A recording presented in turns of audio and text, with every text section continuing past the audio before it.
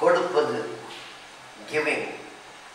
இந்த கொடுப்பது என்று வரும்போது நமக்கு பைபிளில் ஒரு அழகான ஒரு அற்புதத்தை பற்றி நிறைய முறை நம்ம பார்த்துருக்கோம். 5000 பேருக்கு இயேசு கிறிஸ்து போஷித்தார் அப்படின்னு சொல்லி 5 அப்பம் 2 மீனை கொண்டு வந்து ஒரு சிறுவன் கொடுத்தான்.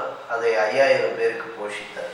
இந்த சம்பவத்தில் அந்த சின்ன பையனை பற்றி நம்ம யோசிக்கவே மாட்டோம். அந்த குட்டி பையன் பாருங்க, அந்த குட்டி பையனை மட்டுமல்லாமல் அவனுடைய அம்மா எப்படிப்பட்ட ஒரு தாயாக இருந்திருக்க வேண்டும், எவ்வளோ ஆயத்தத்தோடு அவனை அனுப்பியிருப்பாங்க. இந்த 5 அப்பம் 2 மீனை கொடுத்து அனுப்பி 5000 பேர், அந்த 5000 பேரில் அவ்வளோ பேர் யாருமே ப்ரிப்பேர்டாக வரல, யாருமே ஆயத்தமாக வரல. இவன் மொத்தம்தான் கொண்டு வந்திருக்கான். அதையும் அவன் கொடுத்து விடும் அளவிற்கு அவன் வளர்க்கப்பட்டிருக்கிறான். அதனால தான் அம்மா என்ன சொல்லியிருக்கணும், நான் அப்படி தான் யோசிப்பேன். தம்பி, அவங்க ஏசப்பா பேசும்போது ரொம்ப நேரம் பேசுவாங்க. அப்போ லேட் ஆயிடுச்சுனாக்கா நீ இதை எடுத்துகிட்டு போ, ஒருவேளை அவர் உங்ககிட்ட இதை கேட்டார்னா அப்படியே கொடுத்துரு அப்படின்னு சொல்லி கொடுத்துருக்கணும்.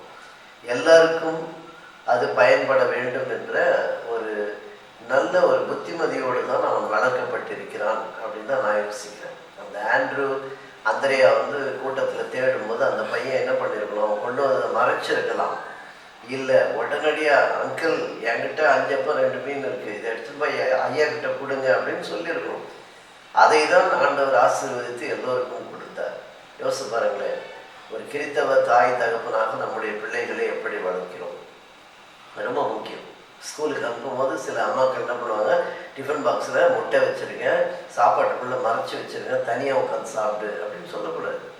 உனக்கு ஃப்ரெண்ட்ஸ் எத்தனை பேருப்பா, இந்த எல்லாருக்கும் கொடுக்குறேன், எல்லோரும் ஒன்றா உட்காந்து சாப்பிடுங்கன்னு சொல்லித்தரணும். அதுதான் ஒரு நல்ல தாய். அப்பாவும் அப்படி தான். எக்ஸ்கர்ஷன்லாம் போகிறீங்க, எவ்வளோ பணம் வேணும்னு கொடுக்குறோம், பர்றா உனக்கு மட்டும் இது உன் செலவுக்கு மட்டும் வச்சுக்கோன்னு சொல்லி கொடுக்குறேன். அப்படி இல்லை, நம்ம கேட்கலாம். அவன் ஃப்ரெண்டு ஒருத்தன் அவங்க அப்பா கூட வேலை போயிடுச்சுன்னு சொன்னீங்கன்னா அவனும் வரானா, அவனுக்கு இவங்க கொடுத்துருக்காங்களா, காசு இருக்கான், அவன் உங்க கூட பிக்னிக் வரானா அப்படின்னு கேட்டு அவனுக்கும் நம்ம கொடுக்கலாம் அப்படின்னு சொன்னால் தான் அந்த பிள்ளைகள் கொடுக்கும் அந்த குணத்தோடு கூட வளரும். அதுதான் கிறிஸ்தவ வாழ்க்கை. அதனால் எப்படி வளர்க்கப்படுகிறோம் என்பது மிக முக்கியமானது. கொடுப்பது. அதாவது எமி கார்மைக்கல் அம்மையார் அவங்க சொல்கிறாங்க, அதாவது அன்பு செலுத்தாமல் கொடுக்க முடியும், ஆனால் கொடுக்காமல் அன்பு செலுத்த முடியாது. Thank you so much. God bless you all.